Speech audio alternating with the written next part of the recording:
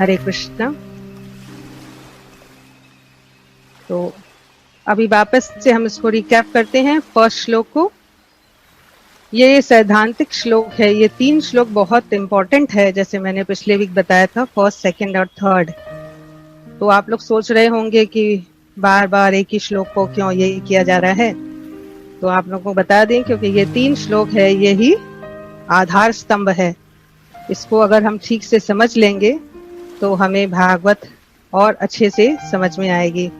उसके बाद हम लोग ऐसे स्लो नहीं जाएंगे, ऑब्वियसली बहुत फास्ट जाएंगे, परंतु ये 3 श्लोक को मैं चाहती हूँ कि आप लोग अच्छे से समझ लें, क्योंकि मैंने पिछले वीक बताया था कि ये 3 श्लोक क्या है, संबंध, अभिधेय, प्रयोजन बताते हैं।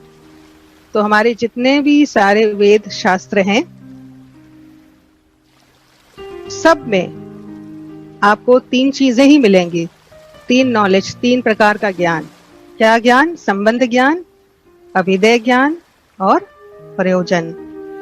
तो लास्ट टाइम मैंने बताया संबंध मतलब रिलेशनशिप, कि हमारा क्या रिलेशन है भगवान के साथ, भगवान का क्या रिलेशन है प्रकृति के साथ, हमारे साथ, प्रकृति का हमारे साथ, जीवों के साथ क्या रिलेशन है।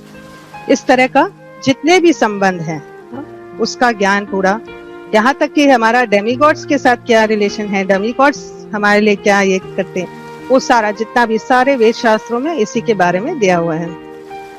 और दूसरा श्लोक अभिधेय, अभिधेय मीन्स प्रोसेस, पद्धति, जिसके द्वारा हम इस जो संबंध ज्ञान को वापस से रीस्टैब्लिश कर सके। तो अब ये जो अभिधेय है, जो प्रोसेस है, वो पद्धति है। तो जिसकी जैसे रुचि रहती है, किसी के देवताओं की, किसी की ब्रह्म में, किसी की परमात्मा में और किसी की भगवान में, तो उन सब के बारे में जो विधि विधान है उसको सब अभिधेय कहा जाता है। वो जो प्रोसेस है जिसको फॉलो करके हम उस डेस्टिनेशन को पहुंच सके, उसको अभिधेय कहा जाता है। और प्रयोजन मीन्स उसको करने के बाद हमें क्या प्राप्ति होती है, क्या मिलता है, वो जो लक्ष्य है उसके बारे में जानकारी। तो ये हो गया प्रयोजन। तो ये 3 चीजें ही, 3 नॉलेज ही हमको वेद शास्त्र वगैरह में मिलते हैं। तो ये जो 3 श्लोक हैं, इसमें बहुत सिद्धांत बताया गया है। तो सिद्धांत बहुत जरूरी है। सिद्धांत यानी फिलॉसफी, यानी तत्व जाने बिना किसी चीज को हम पूर्ण रूप से समझ नहीं पाएंगे। आप देखेंगे कि श्रील प्रभुपाद, ऐसे तो आप ये जो तत्व ज्ञान है, यानी जो फिलॉसफी है, सिद्धांत है, और दूसरा है स्टोरीज, भगवान की लीलाएं, कथाएं, वो भी इम्पोर्टेंट है। भगवान की लीलाएं, भगवान की कथाएं सुनने से हमारा शुद्धिकरण होता है। और फिलॉसफी सुनने से क्या होगा, बहुत लोगों को स्टोरियां बहुत पसंद आती है, लीलाएं बहुत पसंद आती है। उनको लगता है कि यही ठीक है, इतना ज्ञान, इतना सिद्धांत, इतना फिलॉसफी बर्दाश्त नहीं होता, अरे सब सर के ऊपर से निकल जा रहा है, ये वो, या इसकी जरूरत क्या है। नहीं, इसकी जरूरत बहुत है। श्रील प्रभुपाद के आप सारे लेक्चर सुनेंगे, बहुत हजारों लेक्चर हैं, ज्यादातर श्रील प्रभुपाद ने सिद्धांत के बारे में, फिलॉसफी के बारे में चर्चा की है। हाँ, कथाएं हैं, परंतु बहुत संक्षेप में और बहुत कम। ज्यादा प्रभुपाद ने फिलॉसफी के ऊपर ज्यादा जोर दिया है। इसलिए हमें भी, हम सबको, जो हम लोग इस कृष्णा कॉन्शियस से जुड़े हुए हैं, इस मूवमेंट से जुड़े हुए हैं, इस्कॉन से जुड़े हुए हैं, तो हमें पूरी फिलॉसफी आनी चाहिए। इसलिए सिद्धांत सुनना और जानना बहुत जरूरी है। डिफरेंस क्या है, सिद्धांत है क्या चीज है सिद्धांत? तो एक उदाहरण से, एक एग्जाम्पल से हम लोग उसको समझ सकते हैं। जैसे भगवान की बहुत सारी लीलाएं हैं। तो मान लीजिए भगवान की एक छोटी छोटी लीला, यहाँ तक कि खाने की, चलने की, ये सभी लीलाएं, भगवान जो कुछ भी, जो एक्टिविटी करते हैं उसको लीला कहा जाता है। तो एक समझ लीजिए भगवान एक लीला करते हैं। हम लोग तो सब बड़ी बड़ी लीलाओं के बारे में सुने हैं। हाँ, भगवान ने ये लीला की, गोवर्धन लीला की, कालिया दमन लीला की, अगासुर वध लीला की, बहुत सारा ऐसा सुना। मगर छोटी छोटी लीलाएं, जैसे भगवान सुबह उठते थे, अपने मित्रों के साथ जाते थे गाय चराने के लिए, तो सभी मित्र आते थे तो कभी कोई मित्र मिसिंग होता था तो भगवान श्री कृष्ण पूछते थे ये मित्र कहाँ है, बोले आज वो नहीं आया। क्यों? क्योंकि वो सो रहा है। तो भगवान जाते थे और जा करके उस मित्र को झरोकों से यानी विंडो से उसको आवाज देते थे। ठीक है, सिंपल लीला है, आवाज देते थे, वो नहीं उठता था। फिर वो अंदर जाते थे और उसको हिलाते थे, फिर भी नहीं उठता। फिर भगवान क्या करते, जोर से उसको पिंच करते या चुटी काटते, तो वो जो है उठकर खड़ा हो जाता छटपटाकर। तो अब सिंपल लीला है भगवान ने की, पर इसके पीछे सिद्धांत क्या है?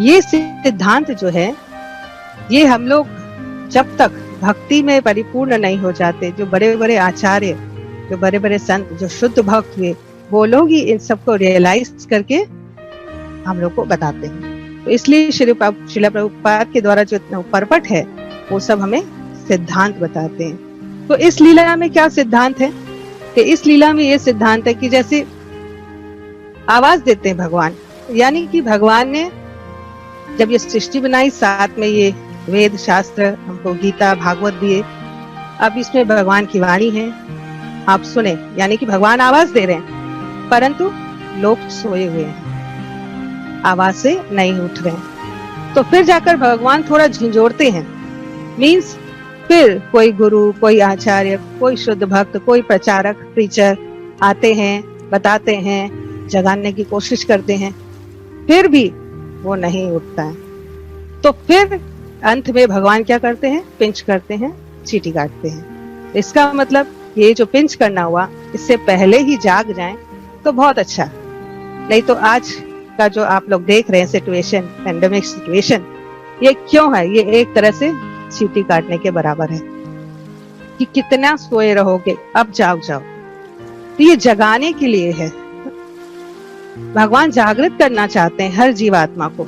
कहाँ पड़े हो, किस माया में पड़े हो, मेरे पास वापस आने की चेष्टा करो, कोशिश करो, जागो। तो इस तरह से जो है भगवान के हर लीला के पीछे कुछ न कुछ तत्व, कुछ सिद्धांत होता है। इसलिए सिद्धांत जानना बहुत जरूरी है, इसलिए श्रील प्रभुपाद बहुत जोर देते हैं इस पर। तो ये तीनों श्लोक सैद्धांतिक श्लोक हैं, इसीलिए हमें थोड़ा समय लगेगा इन 3 श्लोक को करने में भी 2-3 हफ्ते लग जाएंगे।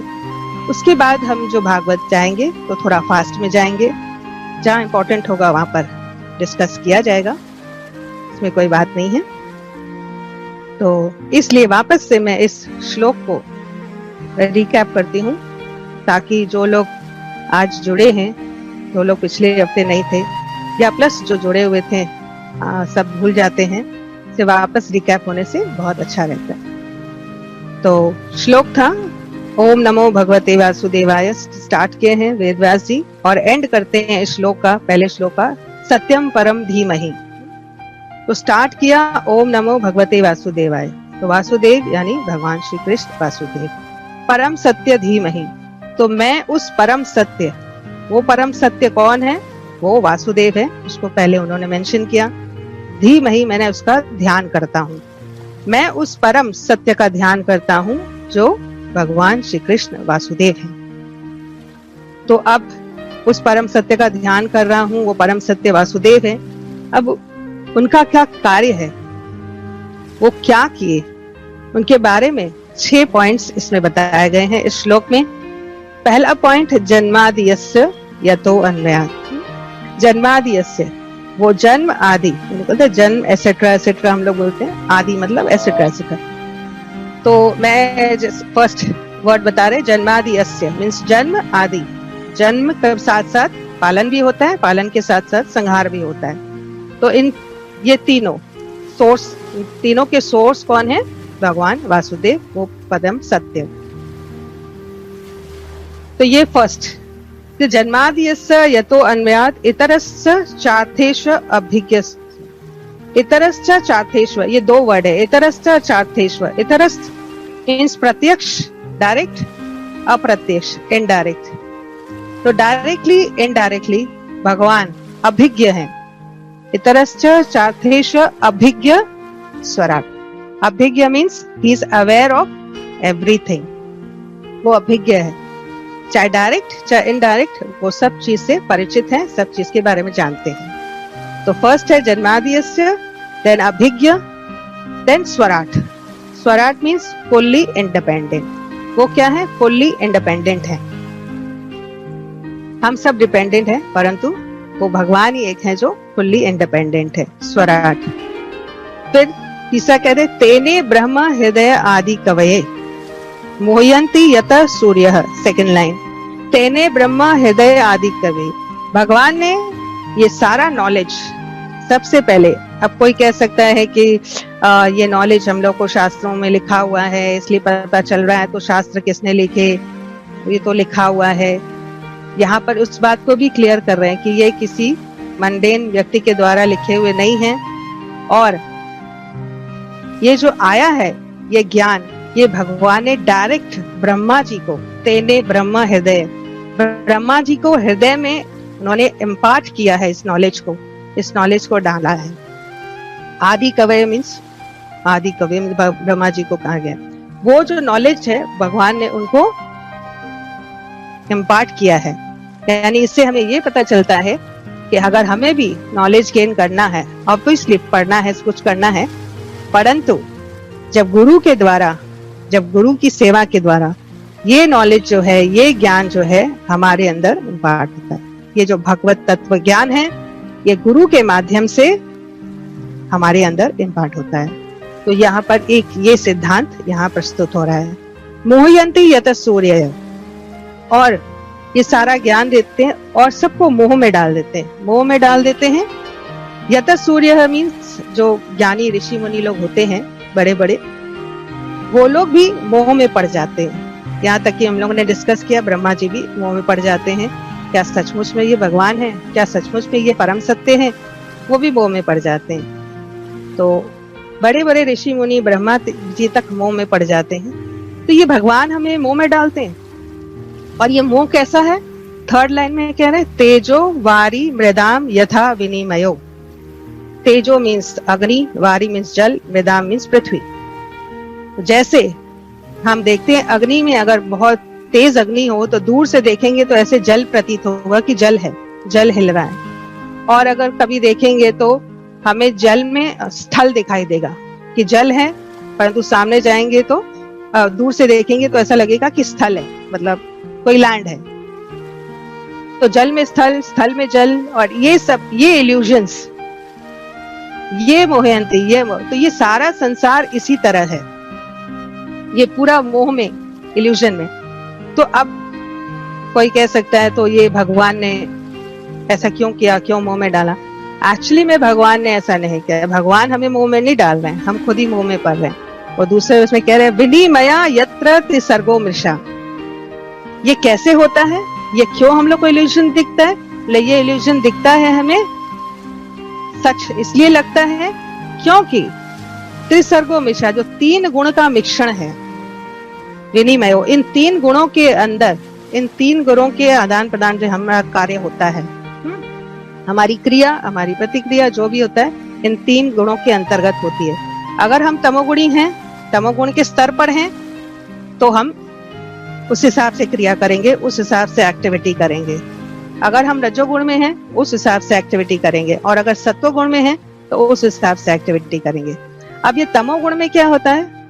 तमोगुण में जो हम एक्टिविटी करते हैं वो हमको पूरा इल्यूजन में डालता है, पूरा मोह में डालता है। अगर हम ज्यादा तमोगुण में हैं तो तमोगुण में इंसान क्या होता है, उसको यथार्थ रूप में कुछ नहीं दिखता है, वो उसकी आंखें बंद रहती है, उसको कोई भी ज्ञान की रोशनी नहीं होती, कोई भी नॉलेज नहीं होता है, वो सिर्फ अपना स्वार्थ दिखता है, इसलिए उसे कुछ भी नहीं दिखता है। वो हमेशा तमोगुण में ही एक्टिविटीज करता है। रजोगुण वाला, रजोगुण में फिर क्या है, वो देख तो सकता है डिफरेंस कि what is right and what is wrong. तमोगुण वाले में ये चीज नहीं है कि वो राइट और रॉन्ग को देखे, वो सिर्फ अपने में ही रहता है। रजोगुण वाला ये देख सकता है कि राइट है या रॉन्ग है, बट वो डिसीजन क्या लेता है? वो डिसीजन लेता है कि मेरा क्या फायदा होगा,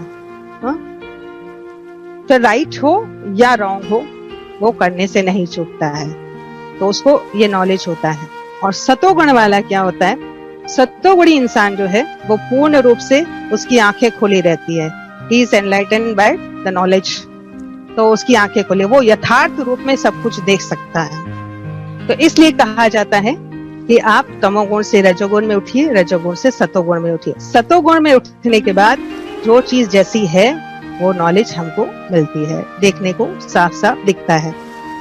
अब प्रश्न आता है कि ये सतोगुण तो ठीक है, फिर इसमें उठा कैसे जाए? तो सतोगुण क्या होता है? बोले सतोगुण में सब कुछ सात्विक होना चाहिए। देखना सात्विक, सूंघना सात्विक, खाना सात्विक, सुनना सात्विक। हाँ, तो सब जब सात्विक होगा, हमारे सेंसेस सब सात्विक हो जाएंगी, उसको कहते हैं सतोगुण में उठना। अब ये होगा कैसे? जाहिर बैठे तो नहीं होगा। तो ये होगा जब हम सतोगुण का संग करेंगे, सतोगुणी व्यक्तियों का संग करेंगे। एसोसिएशन बोलते हैं ना, संग का रंग, ये बहुत इंपॉर्टेंट है। तो अगर सतोगुण में उठना है तो सतोगुण वाले लोगों के साथ हमें संग करना पड़ेगा, तब हम सतोगुण में उठ सकते हैं।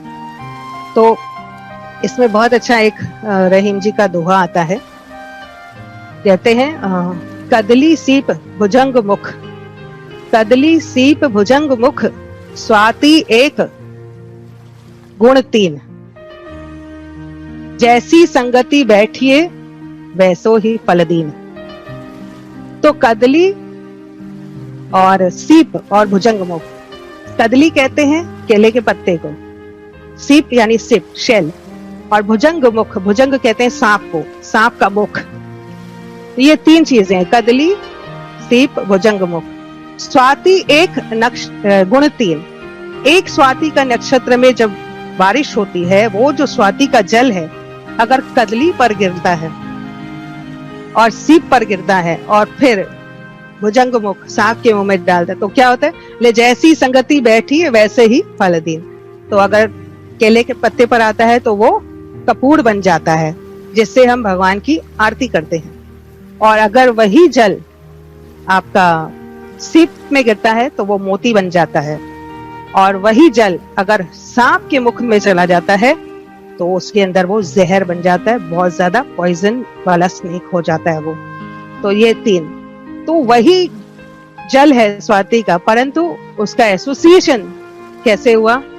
तो उसमें क्या हो गया? तमोगुण में गया तो सांप के मुंह में, रजोगुण में यानी सीप में चला गया, और सतोगुण में वो केले के पत्ते के ऊपर गिरा तो वो भगवान की सेवा में काम आ गया। तो ये एसोसिएशन का इंपॉर्टेंस है। तो हम इस तरह से अगर सतोगुण को बढ़ाना चाहते हैं, प्रवृत्ति करना चाहते हैं, तो हमें सतोगुणी लोगों के साथ ज्यादा संग करना चाहिए। ठीक है, तो यहाँ पर वही बताया। तो ये 30 सर्गो मिशा, तो भगवान ये मोह उत्पन्न नहीं किए, भगवान ने ये 3 गुण उत्पन्न किए। इस गुण के अंतर्गत अगर हम इस तरह से रहते हैं तो हमें ये सारा इल्यूजन वगैरह दिखता है। और अगर हम सतोगुण में स्थित हो जाते हैं तो हमें साफ साफ चीजें दिखती हैं कि ये सब कुछ नहीं है, ये संसार मिथ्या है, हमें क्या करना चाहिए? हमें सतोगुण में। और फिर भक्ति तो नेचुरली शुद्ध सतोगुण में आती है। फिलहाल हम सभी ही सतोगुण में स्थित हो जाएं तो ये नॉलेज हमें ठीक से समझ में आएगा। फिर लास्ट लाइन कहते हैं, धामना स्वेन तदा निरस्तकुहकम सत्यम परम धीमहि। तो भगवान कहते हैं भगवान उस धाम में उपस्थित हैं, धाम में अपने हैं। तो अगर हम इस तरह से उस भगवान को याद करते हैं जो भगवान अपने धाम में है, और प्लस इस संसार में कैसे हैं ये ऊपर बता दिया। तो भगवान डायरेक्ट और इनडायरेक्ट दोनों ऐसे प्रेजेंट है, और हम उस भगवान को सत्यम परम धीमहि, हम उस भगवान को ध्यान करते हैं। तो यहाँ पर ये पूरा इस श्लोक में ये बताया गया है एग्जैक्टली कि आप किस तरह से जो है भगवान को पूर्ण रूप से जान सकते हैं। ये श्लोक में बहुत अच्छे से वेद व्यास जी ने बता दिया है। अब आगे क्या है, अगर इस श्लोक को समझ गए तो मैंने कहा संबंध, अब आपको सबको ये संबंध ज्ञान समझ में आ गया। हमें इस बहुत सारे संबंध ज्ञान में नहीं जाना है। हम तो शुद्ध सतोगुण में उठना चाहते हैं, भक्ति करना चाहते हैं, तो हमें गीता और भागवत से ही सब कुछ लेना है। तो मैंने पहले ही बताया कि भागवत जो है प्योर डिवोशनल सर्विस का ही एकमात्र ये ग्रंथ है, और इसमें कोई मिक्सचर नहीं है। तो ये है पहला श्लोक का जो अनुवाद बोली, जो मैंने आप लोगों को अभी बताया। ठीक है, तो अभी 10 मिनट्स हैं, तो अगर आप लोगों का कोई क्वेश्चन है तो आप लोग अवश्य पूछिए। माता जी लास्ट वाला लाइन एक बार रिपीट कर दीजिए ना, मैं उसको उससे रिलेट नहीं कर पा रही। लास्ट वाला मैं पढ़ के बतला रही हूँ। धामना स्वेन सदा निरस्त कुहकम सत्यम पर धीमहि। ये लास्ट वाला, इसको रिलेट कैसे करें? लास्ट वाला ये रिलेट कर माता जी, एक तो धामना, धामना मीन्स भगवान अपने स्वधाम में रहते हैं, और दूसरा अगर आप अनुवाद में देखेंगे, वर्ड टू वर्ड ट्रांसलेशन में देखेंगे तो समस्त दिव्य सामग्री के साथ, यानी कि ये जितना सब कुछ संसार बना हुआ है, ये सारा जो भगवान ने जो प्रोवाइड किया है, जैसे भूमि, आपो, अनलो, वायु, खम, ये सारी सामग्री जो है भगवान ने प्रोवाइड की है ब्रह्मा जी को। ठीक है, फिर ब्रह्मा जी ने तो उसको सर्ग बोलते हैं। जब भगवान प्रोवाइड करते हैं तो दैट इज सर्ग, और जब ब्रह्मा जी उसमें से फिर बनाते हैं, अलग अलग योनियों में डालते हैं, दैट इज विसर्ग। तो ब्रह्मा जी के द्वारा तो कहा जा रहा है कि वो जो सारी सामग्री है वो दिव्य सामग्री है, क्योंकि भगवान का दिया हुआ सब कुछ दिव्य होता है, ट्रांसेंडेंटल होता है। इसलिए ये सारा जो संसार आप देख रहे हैं, ये जिससे भी बना हुआ है, ये सब भूमि, आपो, अनलो, वायु, ये सब दिव्य सामग्री है। ठीक है, ट्रांसेंडेंटल है। तो इसीलिए इसको क्या है, ये अनित्य है, टेम्पररी है। सामान तो सब दे दिया, परंतु ये सामान, अब जैसे कोई सामान से अब बिल्डिंग बनाते हैं तो ईंट, पत्थर, बालू सब प्रोवाइड किया जाता है। फिर जब वो बिल्डिंग अगर ध्वस्त हो जाती है, खत्म हो जाती है, तो फिर क्या है, मिट्टी में मिल जाती, परंतु वो सामग्री वैसे ही बनी रहती है। उसमें जो रेत है, मिट्टी है, सब वैसे ही बना रहता है। वो बिल्डिंग खत्म हो जाती है, वो टेम्पररी है। ठीक है, मगर उसका सामान जो है वो टेम्पररी नहीं है। मतलब ये जगत जो है जिससे बना हुआ है, ये टेम्पररी नहीं है, ये भगवान के द्वारा प्रोवाइडेड है, ये ट्रांसेंडेंटल है। ठीक है, परंतु जो स्ट्रक्चर्स हमें दिखते हैं, जो बना हुआ जो कुछ भी दिखता है, वो सब जो है वो टेम्पररी है, वो अनित्य है। इसलिए इस अनित्य के पीछे नहीं जाना चाहिए। हमें जो उसके पीछे जो सोर्स है उसको जानना चाहिए, उसको समझना चाहिए। ठीक है, तो अब ये जो सृष्टि बनी, तो होपफुली आप लोग को समझ में आ गया होगा। ठीक है, हरे कृष्ण माता जी, क्लियर हो गया।